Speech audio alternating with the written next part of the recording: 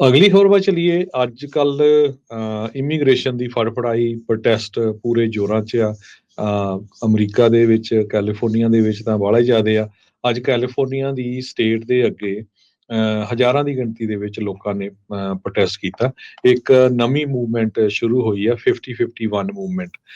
ਇਹਦਾ ਮਤਲਬ ਇਹ ਆ ਵੀ 50 ਸਟੇਟਾਂ ਦੇ ਵਿੱਚ 50 ਪ੍ਰੋਟੈਸਟ ਕਰਨੇ ਆ ਉਹਨਾਂ ਨੇ ਵਨ ਡੇ, ਇੱਕ ਸਟੇਟ ਦੇ ਵਿੱਚ ਇੱਕ ਦਿਨ। ਅੱਜ ਕੈਲੀਫੋਰਨੀਆ ਦੇ ਵਿੱਚ ਸੀ, ਕੱਲ ਨੂੰ ਕਿਸੇ ਹੋਰ ਸਟੇਟ ਦੇ ਵਿੱਚ ਹੋਊਗਾ।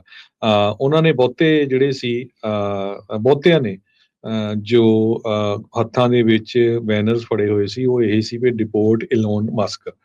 ਬਹੁਤ ਸਾਰੇ ਰਾਜਕਰਮੀ ਸਿੰਘ ਅਮਰੀਕਾ ਦੇ ਵਿੱਚ ਲੋਕ ਇਦਾਂ ਦੇ ਆ, ਉਹਨਾਂ ਨੂੰ ਇਹ ਨਹੀਂ ਪਤਾ ਵੀ ਜਿਹੜਾ ਇਲੋਨ ਮਸਕ ਆ ਉਹ ਅਮਰੀਕਨ ਬੋਰਨ ਨਹੀਂ ਆ, ਉਹ ਸਾਊਥ ਅਫਰੀਕਨ ਬੋਰਨ ਆ।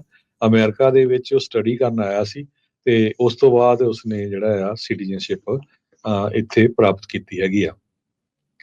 ਤੇ ਹੁਣ ਆਈਏ ਆਈਸ ਰੇਡਸ ਵੱਲ। ਕੈਲੀਫੋਰਨੀਆ, ਖਾਸ ਕਰਕੇ ਸਦਰਨ ਕੈਲੀਫੋਰਨੀਆ ਦੇ ਵਿੱਚ ਪਿਛਲੇ 6-7 ਦਿਨ ਲਗਾਤਾਰ ਵੱਡੇ ਵੱਡੇ ਜਿਹੜੇ ਪ੍ਰੋਟੈਸਟ ਹੋਏ ਹੈਗੇ ਆ। ਇੱਕ ਵਾਰੀ ਤਾਂ ਡਾਊਨਟਾਊਨ ਲਾਸ ਐਂਜਲਸ 'ਚ ਹਾਈਵੇ 101 ਨੂੰ ਵੀ ਸ਼ਟ ਡਾਊਨ ਕਰ ਦਿੱਤਾ ਗਿਆ ਸੀ, ਪਰ ਉਸ ਦੇ ਬਾਵਜੂਦ ਵੀ ਕਹਿੰਦੇ ਆਈਸ ਵਾਲੇ ਧੜਾ ਧੜ ਲੋਕਾਂ ਨੂੰ ਫੜ ਰਹੇ ਹੈਗੇ ਆ। ਪ੍ਰੈਜ਼ੀਡੈਂਟ ਡੋਨਲਡ ਟਰੰਪ ਉਹਨਾਂ ਨੇ 10 ਤੋਂ ਵੱਧ ਐਗਜ਼ੀਕਿਊਟਿਵ ਆਰਡਰਸ ਇਮੀਗ੍ਰੇਸ਼ਨ ਦੇ ਸਬੰਧ ਦੇ ਵਿੱਚ ਜਾਰੀ ਕੀਤੇ ਆ, ਜਿਹਦਾ ਮਤਲਬ ਇਹੀ ਆ ਵੀ ਮਾਸ ਡਿਪੋਰਟੇਸ਼ਨ ਕਰਨੀ ਆ, ਕ੍ਰਿਮੀਨਲਸ ਆ ਉਹਨਾਂ ਨੂੰ ਬਹੁਤ ਇਤੋਂ ਬਾਹਰ ਕੱਢਣਾ ਹੈਗਾ। ਸੋ ਆਈਸ ਦੇ ਜਿਹੜੇ ਆਪਰੇਸ਼ਨਸ ਆ ਉਹਨਾਂ ਦੇ ਨਾਲ FBI, DEA, drug enforcement administration ਤੇ bureau of alcohol, tobacco, firearms, ਇਹ ਸਾਰੇ ਬਹੁਤ ਜਗ੍ਹਾ ਏਰੀਆ ਦੇ ਉੱਤੇ ਇਕੱਠੇ ਹੀ ਜਿਹੜੇ ਆ ਪਾਰਟਿਸਿਪੇਟ ਕਰਦੇ ਹੈਗੇ ਆ। ਇੱਕ ਦੋ ਦਿਨਾਂ ਦੇ ਵਿੱਚ ਲਾਸ ਐਂਜਲਸ, ਸ਼ਿਕਾਗੋ, ਅਟਲਾਂਟਾ, ਇਹਨਾਂ ਸਾਰੇ ਏਰੀਏਜ਼ ਦੇ ਵਿੱਚ ਤੇ ਲਾਸ ਐਂਜਲਸ ਦਾ ਜੋ ਖਾਸ ਕਰਕੇ ਡਾਊਨਟਾਊਨ ਦਾ ਏਰੀਆ, ਰਿਵਰਸਾਈਡ, ਸੈਂਟਾ ਐਨਾ, ਸੈਨ ਡੀਗੋ, ਇਹਨਾਂ ਸਾਰੇ ਏਰੀਏ ਦੇ ਵਿੱਚ ਜੋ ਛਾਪੇ ਪਏ ਹੈਗੇ ਆ ਆਈਸ ਦੇ।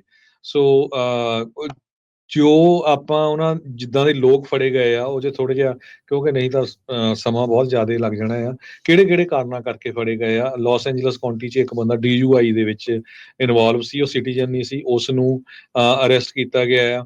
ਇਸੇ ਤਰ੍ਹਾਂ ਬੈਂਜ਼ੂਏਲਾ ਟ੍ਰੈਂਡੇ ਅਰਾਗੂਆ ਗੈਂਗ ਮੈਂਬਰ, ਇਹ ਜਿਹੜਾ ਬੈਂਜੂਏਲਾ ਦਾ ਬਹੁਤ ਖਤਰਨਾਕ ਗੈਂਗ ਜਿਹੜਾ ਗਰੁੱਪ ਹੈਗਾ ਉਹਨਾਂ ਦਾ ਮੈਂਬਰ ਫੜਿਆ ਗਿਆ।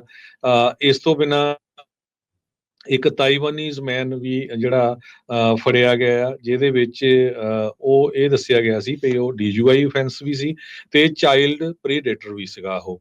ਲਾਸ ਵੈਗਸ, ਰੀਨੋ ਦੇ ਵਿੱਚ ਵੀ ਜਿਹੜੇ ਲੋਕ ਫੜੇ ਗਏ ਆ, ਕਿਸੇ ਦੇ ਉੱਤੇ ਪ੍ਰਾਇਰ ਰਿਮੂਵਲ ਲੱਗੇ ਹੋਏ ਸੀ। ਹੁਣ ਦੇਖੋ ਇੱਕ ਬੰਦਾ ਜਿਹਦੇ ਤੇ 3 ਪ੍ਰਾਇਰ ਰਿਮੂਵਲ ਲੱਗੇ ਆ, ਸੋ ਉਹ ਤਾਂ ਨੈਚੁਰਲੀ ਉਹਨਾਂ ਨੂੰ ਡਿਪੋਰਟ ਕਰਨਾ ਹੀ ਆ, ਕਿਉਂਕਿ ਉਹ ਐਗਰਾਵੇਟਡ ਫੈਲਨੀ ਤੇ ਬੈਟਰੀ ਦੇ ਵਿੱਚ ਇਨਵੋਲਵ ਸੀਗਾ। ਸੋ ਇਦਾਂ ਦੇ ਜਿਹੜੇ ਲੋਕ ਆ ਉਹ ਆਈਸ ਵਾਲੇ ਜਿਹੜੇ ਆ ਉਹ ਦੱਸ ਰਹੇ ਆ ਵੀ ਆਪਾਂ ਉਹਨਾਂ ਨੂੰ ਅਰੈਸਟ ਕਰ ਰਹੇ ਆ, ਪਰ ਆਪਾਂ ਦੇਖਿਆ ਜਿਸ ਤਰ੍ਹਾਂ ਪੰਜਾਬ ਨੂੰ, ਇੰਡੀਆ ਨੂੰ ਫਲਾਈਟ ਭੇਜੀ ਗਈ ਆ, ਉਹਦੇ ਵਿੱਚ ਬਹੁਤ ਸਾਰੇ ਤਾਂ ਜਿਹੜੇ ਹਜੇ ਆਏ ਸੀ ਉਹ ਐਂਟਰ ਵੀ ਨਹੀਂ ਹੋ ਸਕੇ, ਉੱਦਾਂ ਦੇ ਲੋਕਾਂ ਨੂੰ ਵੀ ਜਿਹੜਾ ਅਰੈਸਟ ਕੀਤਾ ਗਿਆ। ਪਰ ਜਿੰਨੀਆਂ ਕੁ ਖਬਰਾਂ ਇਹ ਆ ਰਹੀਆਂ ਆ ਉਹਦੇ ਵਿੱਚ ਇਹ ਆ ਵੀ ਕਿਸੇ ਦਿਨ ਕਿਸੇ ਤਰ੍ਹਾਂ ਦੀ ਗੈਂਗ ਨਾਲ ਰਿਲੇਟਡ ਕੋਈ ਜੋ ਇਸ਼ੂ ਆ, ਕੋਈ ਡਰੱਗ 'ਚ ਇਨਵੋਲਵ ਆ, ਕੋਈ DUI 'ਚ ਇਨਵੋਲਵ ਆ, ਜਾਂ ਕਿਸੇ ਦੇ ਪਹਿਲਾਂ ਆਰਡਰ ਸੀਗੇ ਡਿਪੋਰਟੇਸ਼ਨ ਦੇ ਲੱਗੇ, ਸੋ ਉੱਦਾਂ ਦੇ ਲੋਕਾਂ ਨੂੰ ਅਰੈਸਟ ਕੀਤਾ ਜਾ ਰਿਹਾ ਆ। ਸੋ ਜਿਹੜੇ ਪ੍ਰੋਟੈਸਟ ਚੱਲ ਰਹੇ ਆ ਉਹਨਾਂ ਪ੍ਰੋਟੈਸਟ ਦਾ ਕੋਈ ਵੀ ਜਿਹੜਾ ਆ ਅਸਰ ਨਹੀਂ ਹੋ ਰਿਹਾ ਹੈ।